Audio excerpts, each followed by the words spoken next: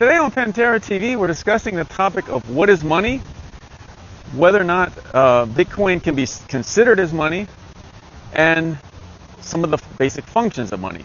Well, the basic functions of money are: one, store of value, unit of account, and the medium of exchange. The first function of money we'll discuss is that of unit of account. Now, the unit of account, again, is basically just how goods and services are priced in your local economy. 99.99% of the time, they're going to be priced in the fiat currency, depending on where an individual lives. So, you provide a service, maybe it's a job with an employer, or maybe you're a business and you're providing services to other local businesses or to consumers, and those services are being priced in the local currency where you live. As well, if you're shopping online, most of your customers are going to be in a particular market, local market. Those goods and services are going to be priced in the local service, in the local fiat currency. So in the case of Bitcoin, we can say pretty much, at least at this point in time, Bitcoin is not being used as a unit of account in any significant economy. Now, the next function of money that we'll discuss is that of store of value. Now, this basically refers to the ability of a means of payment, whether it be gold, silver, or some fiat currency that you're being, paid with. If you're providing a value, whether it's a service or good to a third party, for that payment method to be able to maintain its purchasing power over time. So, in the case of fiat currencies, generally over short time frames, like a euro or the dollar or yen, over short time frames, over a period of months, they do maintain their purchasing power fairly well. But over long time periods, 5, 10, 25 years, they generally do not maintain the purchasing power very well. So in the case of the US dollar, you're probably looking at, say, like over the last 25 years, maybe a 50% or even greater purchasing power loss.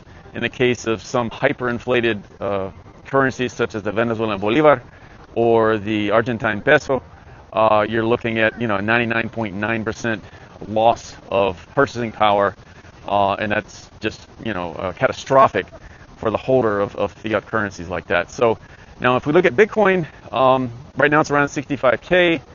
Compare that to the peaks in 21, in the 60s, pretty much around the same ballpark, but yet you've had retail inflation over that time. So you could say Bitcoin really hasn't been a good inflation hedge, or hasn't really been a good store of value over that 5-year time frame. If you compare it to, say, late 24 through much of 25, when Bitcoin was around 100K or so, now it's around 65. So even over that, say a year or year and a half time frame, even over that time period, it hasn't really been a good store of value. But certainly over 7 years, 8 years or more, it has been a phenomenal investment. But that's the question.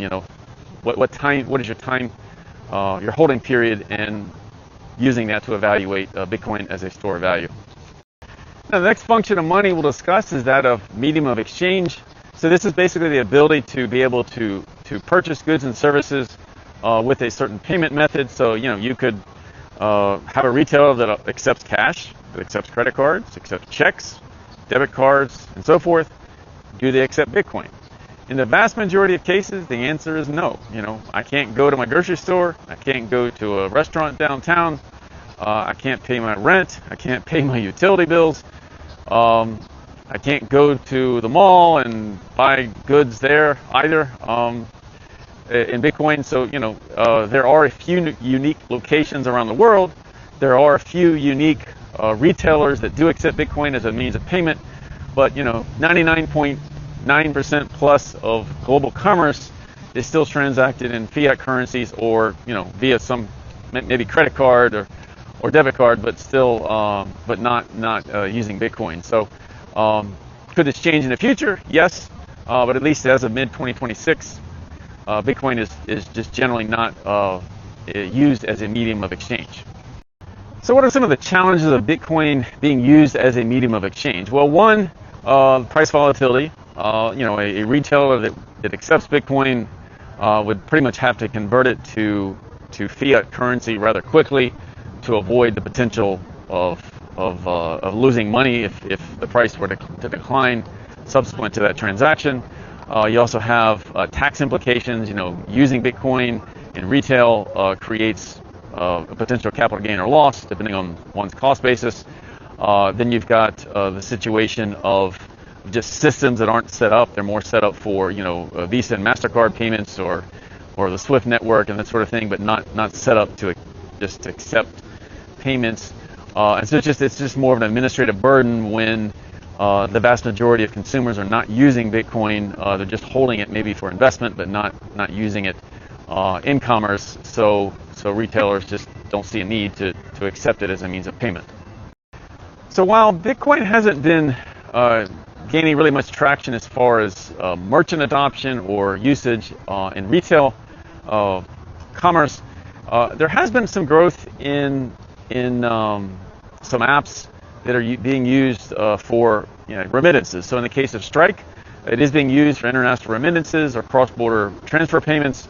In the case of Cash App, it's kind of being used a bit for payments between known parties, friends and family, or just as an investment vehicle. Now again, keep in mind these are apps that are on the Google Play Store or App Store and do have KYC, AML type requirements, but they do utilize the Lightning Network, so it is part of the Bitcoin ecosystem. But just keep in mind it's not they're not on-chain transactions that are fully peer-to-peer. There's a bit of controversy between the Bitcoin maximalist camps and the Bitcoin Cash camps as far as which comes first, whether it's store of value or medium of exchange. The Bitcoin maximalists argue that something has to be viewed as something that's valuable, that's stored as value before it's going to be used in commerce for retail transactions, whereas the Bitcoin Cash camp argues that usage, something that's actually being used on a regular basis, that demand creates value, and so you have kind of this playoff or debate on what creates the network effect, whether it's the usage or the holding of something as kind of as an investment or store of value. But that's the controversy there between which comes first, store of value or medium of exchange. Now, it should be noted that the Bitcoin white paper describes Bitcoin as a peer-to-peer electronic cash system which allows online payments directly from one party to another without the need to go through a financial institution. So the emphasis there is not utilizing a third party. There's no mention of digital gold or store of value or hard money or inflation hedge or digital reserve asset. The focus in the white paper is on payments and not having a third party involved, which theoretically you do have in the case of the Lightning Network. But that's kind of part of what the controversy was back in 2017 between the Bitcoin Cash and the Bitcoin Cash and the Bitcoin camps, and which is part of the reason. Obviously, the block size was probably the larger reason, but that differential there and why they split back in 2017. So if we evaluate Bitcoin against the functions of money, we'd have to say that as of mid-2026, Bitcoin is not yet money. Now, there has been discussion about the possibility at some point down the road, 10, 20 years or maybe longer, that Bitcoin could become a global reserve currency. Certainly, we are seeing adoption. You've got ETFs, you've got institutional players, you've got treasury companies that are buying Bitcoin in considerable volume. So there is institutional adoption. We'll have to see over the next decade or longer, how things transpire. Certainly, fiat currency is not a good store of value over the long term, but we'll just see. So, thank you for your time. Until next video.